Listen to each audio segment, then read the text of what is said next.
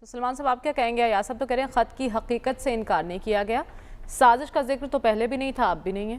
دیکھیں اس خط سے انکار کیا کس نے؟ میں نہیں سمجھتا کہ جب سے اس خط کو بڑا ایشو عمران خان صاحب نے 7 مارچ کے اس خط کو اپنے جلسے کے اندر ایشو بنانے کی کوشش کی، کسی نے بھی ڈینائی نہیں کیا۔ اور یہ خط جو مراسلہ ہے یہ ہمارے سفیر نے بھجوایا ہے، اس گفتگو پہ مشتمل جو ان سے ایک امریکی ذمہ دار نے کی ہے۔ اور امریکہ سے مجھے نہیں پتا کہ خان صاحب کو کتنی خیر کی توقع تھی۔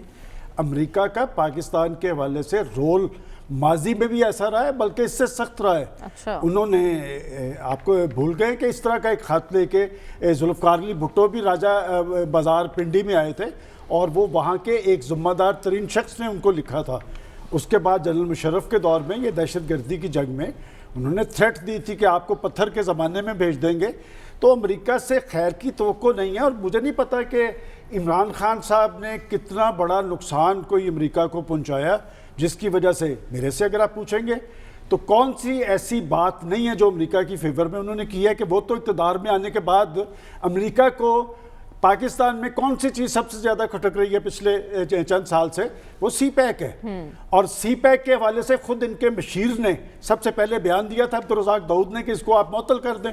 پھر خود سابق وزیر اعظم نے بلوچستان میں کھڑے ہو کے کہا تھا کہ ہم ان کے سارے معاہدے دیکھیں گے، اور پھر آپ نے آئی ایم ایف کو سب کچھ دکھا دیا۔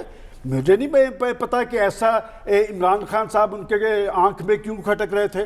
اور اگر یہ بات ہے کہ جی اس خط کی بنیاد پہ وہ پاکستان کے اندر یہ ایشو طاری رکھیں گے، تو میں یہ بات پورے وثوق سے آپ کو بتا رہا ہوں کہ یہ لاسٹ میٹنگ تھی ان کی وزارت عظمیٰ کے دور میں، شاہ محمود قریشی صاحب اور ان کے پرنسپل سیکرٹری نے کہا کہ اب اس کیبل کو مزید ایشو نہ بنایا جائے۔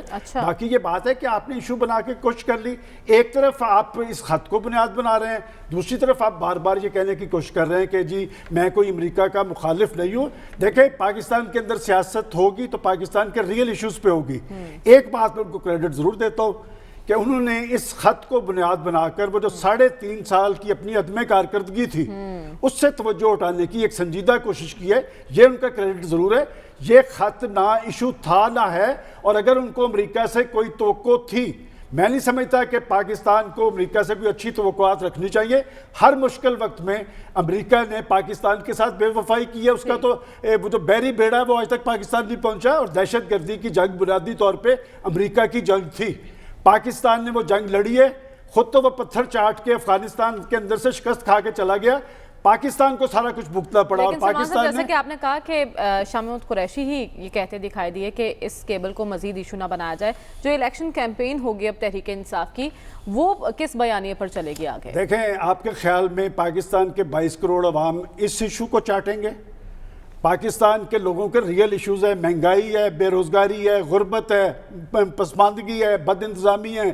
دیکھیں بات یہ کہ وہ جو ملبہ تھا وہ اب شہباز شریف صاحب کو اٹھانا پڑ رہا ہے نا، تو وہ اب دیکھتے ہیں کہ وہ آگے کیا ڈیلیور کرتے ہیں۔ دیکھیں اس طرح کے ایشوز کو آپ ایشو بنا کر وقتی طور پہ مقبولیت تو حاصل کر لیں گے، جب وہ انتخابی کمپین میں جائیں گے اور ان کے اراکین اسمبلی سے کیا لوگ نہیں پوچھیں گے کہ آپ نے ہم سے 1 کروڑ نوکریوں کا وعدہ کیا تھا، آپ نے 50 لاکھ گھر دینے تھے، اور بہت سارے ایشو تھے، آپ نے پاکستان کی سیاست میں تبدیلی لے کے آنی تھی۔ میں سمجھتا ہوں کہ مجھے یہ بات کوئی سمجھا دے کہ خان صاحب نے امریکہ کو ایسا کون سا نقصان پہنچایا تھا کہ وہ یہاں پر ان کی حکومت توپل کرنے کے لیے مصر تھے۔